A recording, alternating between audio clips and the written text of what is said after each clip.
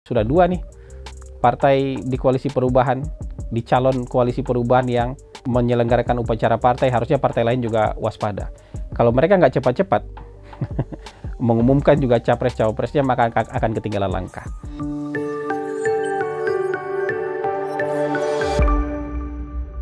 Baik, Assalamualaikum warahmatullahi wabarakatuh. Kita jumpa lagi dalam siaran mikrofon Hasan Nasbi. Dan sekarang kita sudah memasuki episode yang ke-98 ya. 92 lagi 100 nih. Dan tema kita kali ini adalah PKS melangkah maju, yang lain ditunggu. Nah, jadi tadi malam saya diundang ke sebuah stasiun TV, ke acara CNN Political Show dengan tema yang ini juga ya. Tapi karena tadi malam itu terlalu lama ya sesi perdebatan antara wakil dari PKS dan wakil dari PDIP, jadi saya nggak punya kesempatan yang banyak untuk bicara. Jadi saya tumpahkan aja hari ini deh di dalam podcast ini apa yang ingin saya sampaikan. Jadi PKS kan mengklaim diri bahwa ini mereka yang paling maju sekarang nih, koalisi perubahan yang paling maju sekarang. Nah, bagaimana tanggapannya, kan gitu yang ditanyakan kira-kira ke saya. Jadi kalau menurut saya bukan koalisinya yang paling maju, tapi menurut saya PKS salah satu partai yang paling maju hari ini. Betul itu. Partai yang paling maju arti partai yang sudah secara resmi dalam upacara partai itu mengumumkan siapa calon presidennya, ya. Dan ini kan sesuatu yang sudah menjadi keputusan partai nih. Sudah ada hitam di atas putihnya, ada dokumen partainya, ada upacara partainya. Sama seperti Nasdem. Jadi yang paling maju pertama kali itu namanya Nasdem, dan sekarang dalam koalisi ini disusul oleh PKS. Walaupun mereka sudah mengklaim diri bahwa sebenarnya ini sudah tiga-tiganya sudah, tapi menurut saya kan semuanya itu pasti butuh upacara partai, ya, butuh diumumkan dalam upacara partai. Jadi tinggal tunggu Demokrat nih. Jadi PKS sudah melangkah maju, sudah 2/3 ini dalam genggamannya Mas Anies. Jadi tinggal tunggu Partai Demokrat.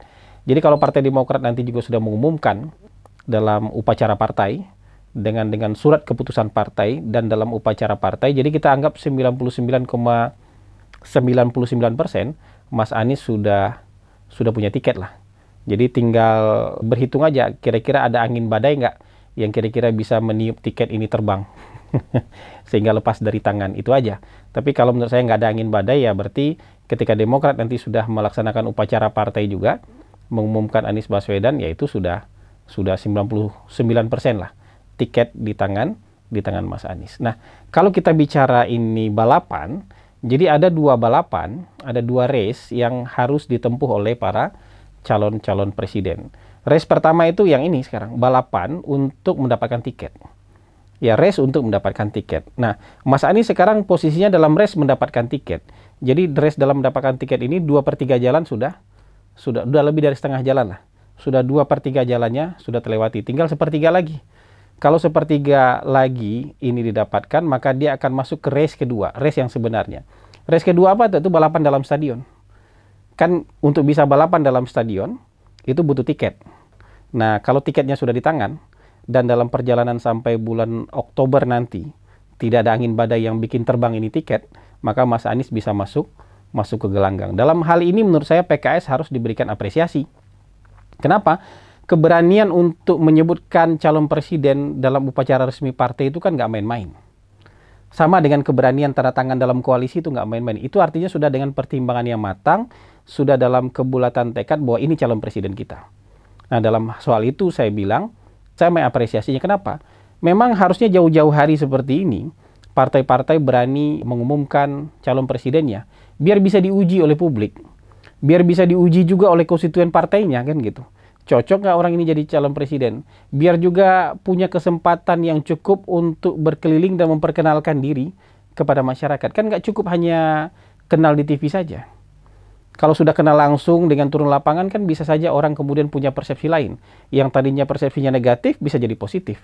Yang tadi persepsinya positif malah mungkin juga nanti bisa jadi negatif. Jadi dua sisi itu akan menjadi jauh lebih objektif dan berasa di masyarakat kalau misalnya si calon juga punya kesempatan yang cukup untuk berkeliling Indonesia, memperkenalkan dirinya, memperkenalkan gagasannya. Jadi dalam konteks ini menurut saya mendukung mendukung pengumuman capres jauh-jauh hari termasuk oleh PKS. Ya, termasuk oleh PKS ini. Jadi ini nggak dipilih-pilih nih. Pokoknya siapapun partai yang berani mengumumkan calon presidennya jauh-jauh hari itu harus didukung, karena itu artinya mereka mendukung politik ini dijalankan jauh lebih baik. Karena kalau di akhir-akhir itu, kalau istilahnya orang politik kan sudden death, sudden goal. Buat saya bukan sudden death atau sudden goal, tapi kalau diumumkan di akhir-akhir itu biasanya kawin paksa. Antara capres dan cawapresnya kawin paksa. Kalau nggak kawin paksa, kawin terpaksa. Jadi karena sudah nggak ada lagi pilihan, yang ini adanya sudah, yang tinggal yang ini yang tinggal. Jadi ya udah kita kawin terpaksa lah gitu. Jadi chemistry-nya nggak dibangun, kesamaan gagasannya nggak ada, visi misinya nggak sempat dirundingkan bersama-sama. Ya udah, cuma dicalonkan aja, nanti visi misinya dibuat dadakan aja juga gitu. Jadi itu yang menurut saya perlu diapresiasi kalau misalnya calon diumumkan jauh-jauh hari. Jadi tentu saja kita menunggu langkah maju partai lain juga. Jadi kalau sudah ada yang berani begini, kita menunggu dua hal nih. Partai Demokrat juga berani mengumumkan hal yang sama dengan upacara partai, bukan dengan press release. Dan partai-partai lain, koalisi lain juga berani mengumumkan calon presidennya. Jadi supaya kelihatan nih orang yang balapan menuju stadion itu juga sudah mulai kelihatan, sudah mulai bisa disaring-saring juga nanti kan gitu. Jadi gitu. Karena gini, misalnya PDIP bilang, ya ngapain cepat-cepat gitu. Tapi memang PDIP tidak punya kebutuhan cepat-cepat. Karena dia nggak perlu cari koalisi. Secara hitung-hitungan kursi, dia tidak perlu cari koalisi. Tapi partai lain di luar PDIP, mau nggak mau harus cepat-cepatan. Karena kalau mereka nggak cepat, teman koalisinya bisa dibungkus oleh orang lain. Teman koalisinya bisa dibungkus oleh orang lain. Nah, bicara soal koalisi ini, kalau sudah seperti ini kan menurut saya ini pancingan stimulus yang bagus. Stimulus yang bagus supaya partai-partai lain itu juga segera mengumumkannya. Koalisi lain juga segera mengumumkan siapa capres, cawapresnya. Tapi memang harus diakui, politik ini memang tidak bergerak dengan pola yang kaku. Ya, polanya ada unsur fleksibilitasnya di sana. Jadi memang mungkin saja masih dimungkinkan ada perubahan-perubahan besar dalam konteks konstelasi koalisi partai. Apalagi kalau yang bergabung kemudian partai-partai besar. Itu pasti kemudian terjadi perubahan besar dalam konfigurasi koalisi partai-partai. Kalau misalnya PDIP akhirnya memutuskan berkoalisi dengan Gerindra, maka dua koalisi partai besar ini akan mengganggu konstelasi koalisi partai lain. Karena orang akan mengukur-ngukur diri, kira-kira kita sanggup melawan koalisi ini apa enggak. Kita sanggup melawan capres, cawapres dari koalisi ini apa enggak. Kira-kira koalisi ini perlu ditemenin atau perlu dimusuhin. Jadi akan ada hitung ulang seperti itu. Jadi menurut saya, kalau ada perubahan seperti itu, maka bisa jadi koalisi akan disusun ulang. Atau misalnya Golkar tiba-tiba memutuskan untuk berkoalisi dengan Partai Gerindra, kan dua partai besar nih. Jadi itu akan mengubah konstelasi di tempat lain juga. Bisa jadi tadinya yang mengusung koalisi perubahan bisa melirik koalisi ini. Bisa jadi kemarin PAN yang sudah joget-joget gitu ya, bilang mau ngusung Ganjar ET, tiba-tiba akan balik kanan lagi. Karena ya melihat potensi dari koalisi ini. Jadi menurut saya akan sangat bisa berubah. Masih ada kesempatan sekali lagi peta koalisi ini disusun ulang kalau tiba-tiba ada perubahan besar. Kalau Nasdem bergabung dengan PKS tidak akan mengubah apa-apa di tempat lain. Paling itu jadi stimulus untuk segera mengumumkan capres-cawapres. Tapi kalau partai PDIP dan Gerindra yang berkoalisi itu akan mengubah konstelasi. Kalau Gerindra dan Golkar yang berkoalisi itu juga pasti akan mengubah konstelasi. Karena menurut saya, sekarang kita sudah bisa lihat lah ya, arah partai-partai ini condongnya kemana. Dan condong-condong ini, kecenderungan-kecenderungan ini perlu difinalisasi dengan kesepakatan-kesepakatan antar partai. Dengan kesepakatan-kesepakatan yang jauh lebih konkret, misalnya soal pembagian kekuasaan. Misalnya soal bagaimana nanti mengelola dan menjalankan pemerintahan. Nah, yang paling mampu untuk merealisasi ini lebih konkret, itulah yang nanti akan membangun koalisi yang paling besar. Dan menurut saya koalisi yang paling besar itu bukan di ekstrim kanan maupun di ekstrim kiri. Bukan di ekstrim yang hipernasionalis maupun di hiper fundamentalis agama. Koalisi yang bisa paling besar itu nanti adalah koalisi yang di tengah. Jadi menurut saya kalau misalnya, ini misal ya, kalau Gerindra dan Golkar yang akhirnya memutuskan untuk berkoalisi, maka dia akan menyedot ya partai-partai lain untuk berkumpul di tengah. Ya, mungkin kalau 3 calon berarti ada 1 calon lagi di kanan, ada 1 calon lagi di kiri.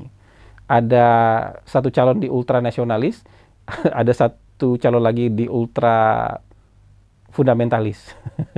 Dan tapi calon di tengah ini yang akan menjadi koalisi partai tengah ini akan menjadi koalisi yang paling besar. Kalau 2 calon, 1 calon yang di ultranasionalis, 1 calon di tengah, maka calon yang di kanan akan cenderung merapat ke tengah. Ya, yang tadinya partai-partai yang ada di kanan itu akan cenderung merapat ke tengah. Begitu juga sebaliknya, kalau hanya 2 calon, 1 dari koalisi partai tengah dan 1 dari koalisi yang mendukung kelompok fundamentalis misalnya, maka yang tadi ultranasionalis itu nggak akan bisa gabung sama fundamentalis agama. Kelompok kaum ultranasionalis itu akan cenderung bergabung ke tengah. Kalau hanya dua calon. Jadi menurut saya skenario 2 calon, skenario 3 calon, maka koalisi partai di tengah ini akan menjadi koalisi yang tambun. Koalisi yang akan bisa menarik lebih banyak partai. Kenapa? Karena memang secara konstelasi mereka yang paling diuntungkan. Mereka yang paling bisa diterima oleh semua pihak. Mereka yang paling bisa diterima oleh banyak pihak. Jadi kita lihatlah langkah maju PKS ini akan menstimulus munculnya nama capres-cawapres lain secara definitif dari partai politik atau tidak. Tapi menurut saya harusnya ini direspon dengan cara yang begitu. Kalau partai lain sudah menyelenggarakan upacara partai, sudah 2 nih, partai di koalisi perubahan, di calon koalisi perubahan yang menyelenggarakan upacara partai, harusnya partai lain juga waspada. Kalau mereka nggak cepat-cepat mengumumkan juga capres-cawapresnya, maka akan ketinggalan langkah. Dan benar kata PKS, kalau kita sekarang sudah selangkah, 2 langkah lebih maju dibandingkan koalisi lain. Menurut saya itu benar dan nggak perlu ditanggapi dengan sentimen. Orang sudah maju, kita nggak perlu sentimen. Kita juga harus menanggapinya dengan melangkah lebih maju lagi. Mungkin begitu ya. Itu saja yang bisa kita bahas kali ini. Semoga bisa bermanfaat. Wabillahi taufik wal hidayah. Wallahu muwaffiq ila aqwamit thariq. Assalamualaikum warahmatullahi wabarakatuh.